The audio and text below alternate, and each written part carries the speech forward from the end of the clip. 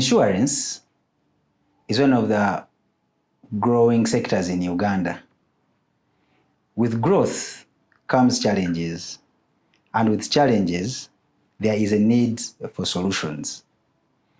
Today, we are going to be discussing solutions in the insurance sector, especially insurance complaints. Welcome to the Law Podcast Uganda. As usual, we are making sense of the law.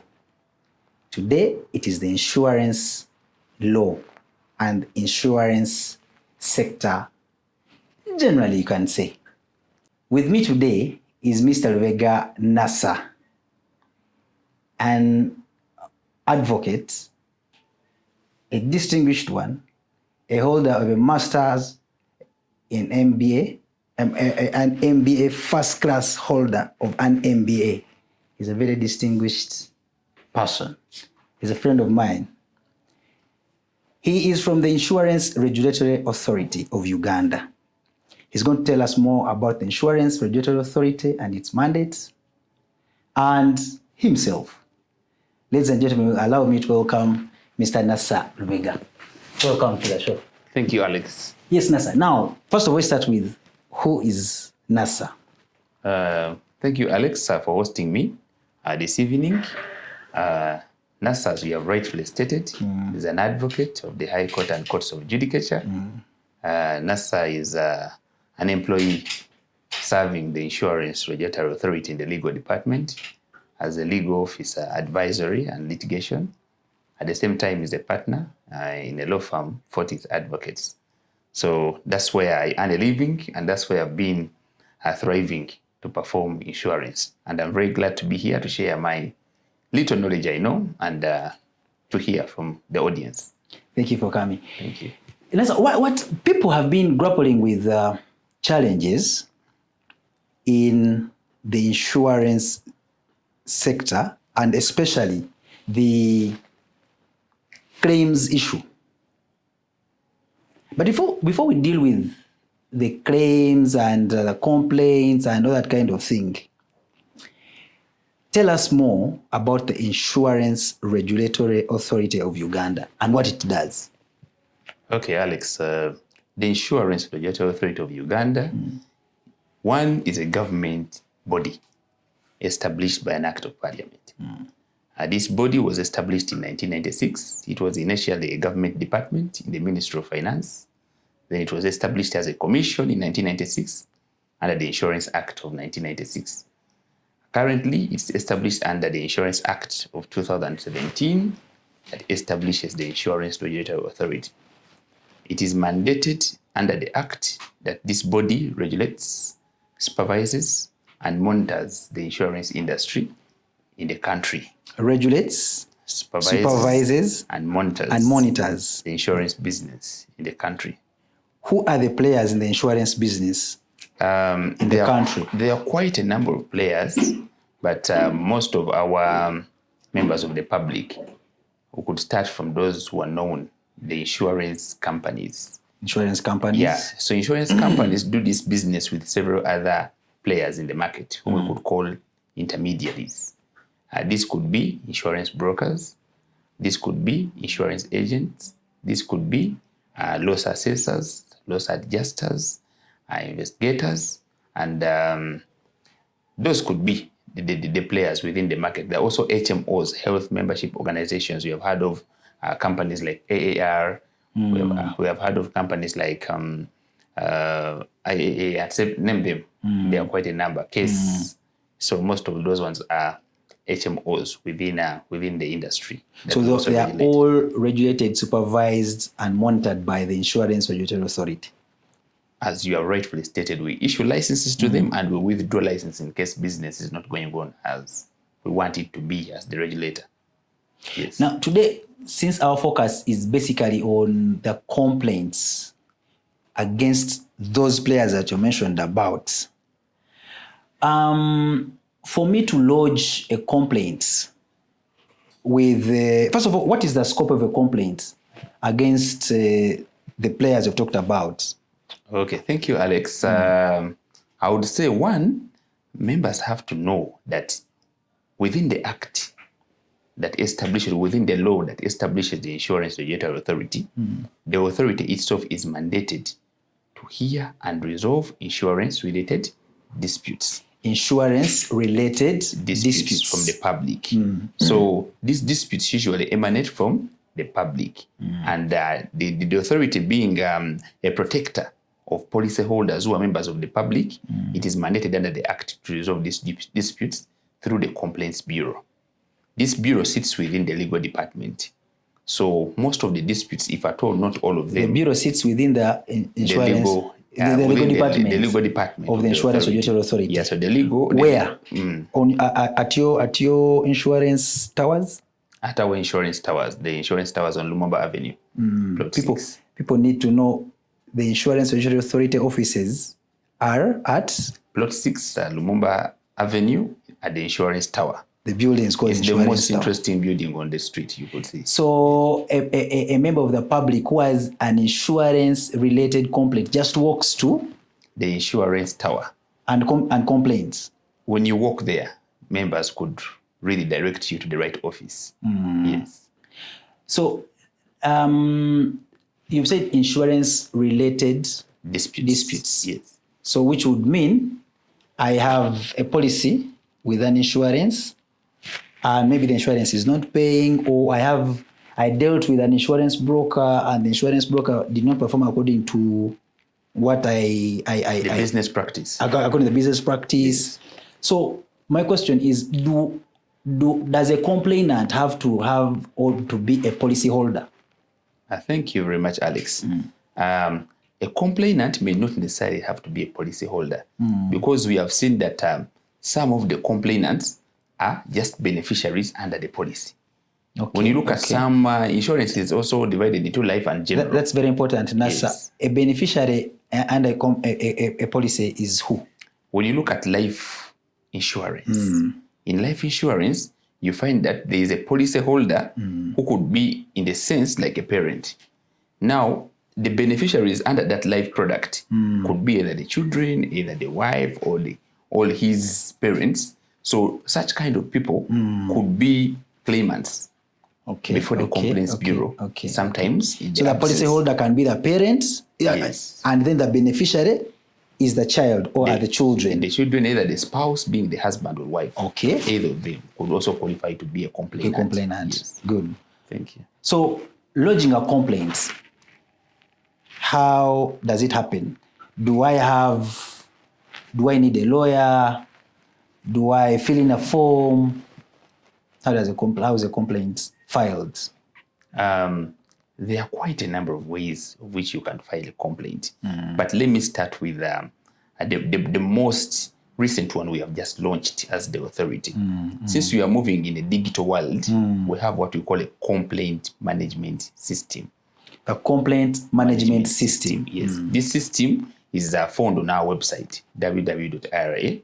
You can find that system. There is an icon for complaint management, whereby you click on that, and it will trickle you down to the entire process on how you can lodge a complaint against which insurer. So that's the one we advise members of the public to adopt, because we are moving digital and it's a fast-moving world whereby we have to embrace technology.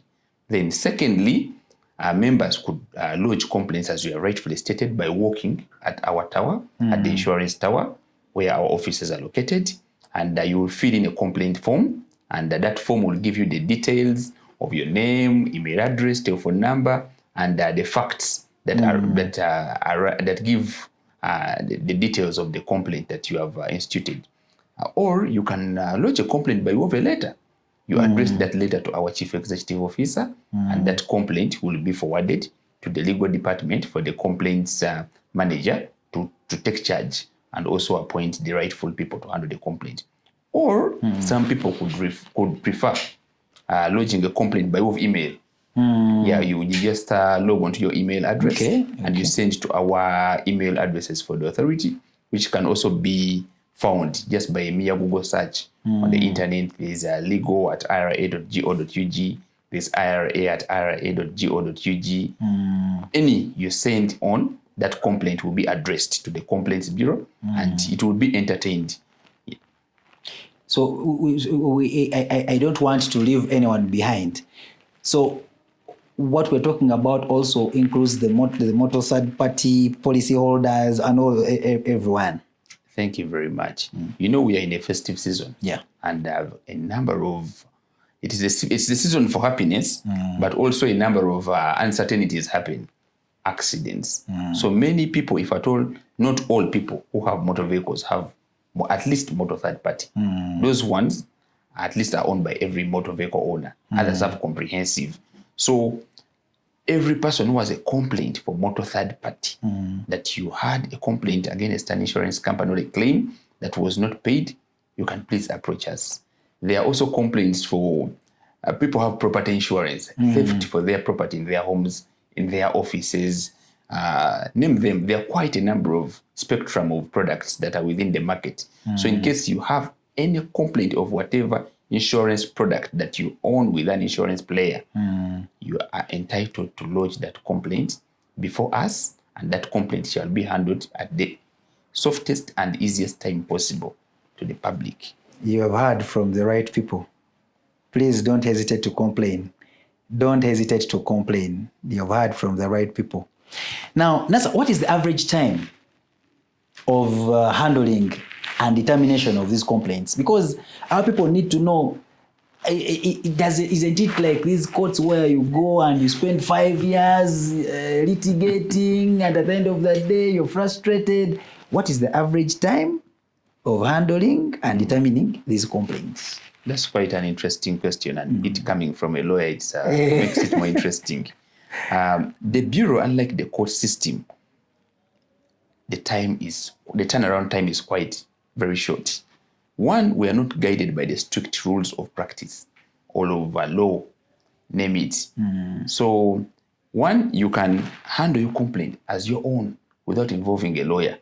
But if you wish, you can involve a lawyer. Secondly, we don't pay. That's very important for the lawyers. We do not pay any fees for handling those complaints. So it's just a matter of you approaching us and we handle. So these complaints, we are guided by the complaints guidelines. And these guidelines give us a timeline within which to handle these complaints.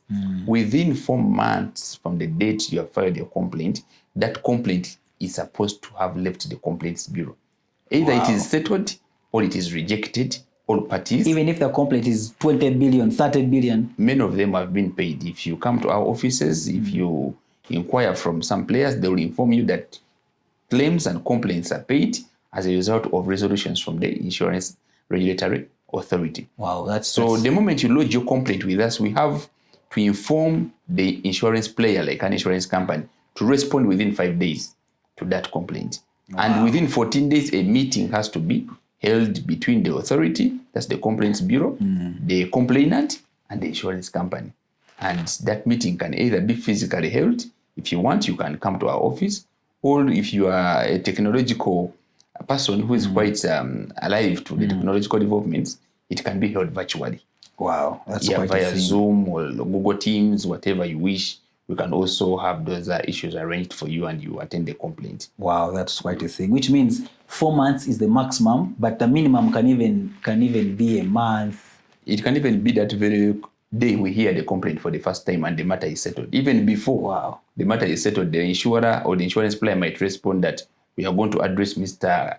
Alex's concern and we are going to pay. Proof of payment is to be shared before close of business today. Wow, that's quite a thing. It's encouraging. So we have someone has lodged a complaint. It has been heard. It has been determined. It is in the favor of the complainant.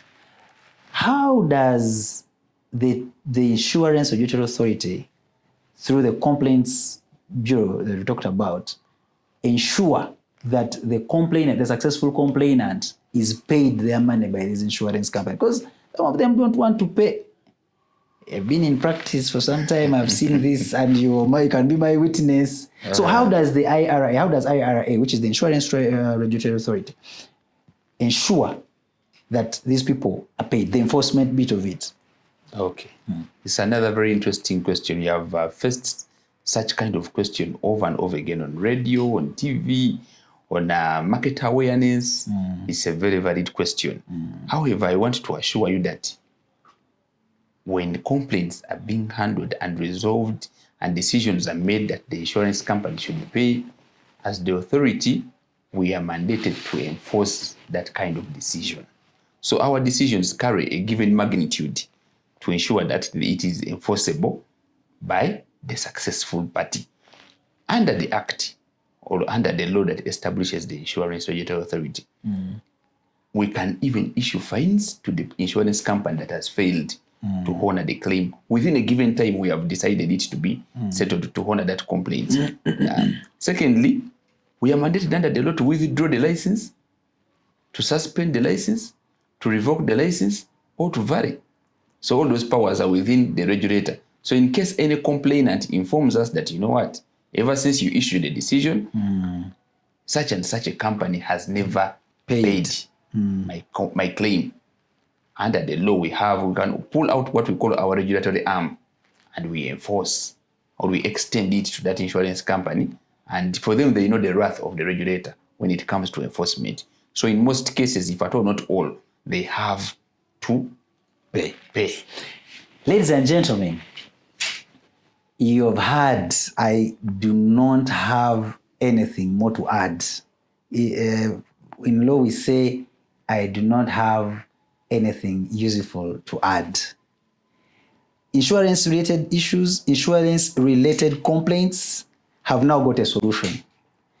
Thank you for watching the Law Podcast Uganda. I am always your host, Alexander Kafero.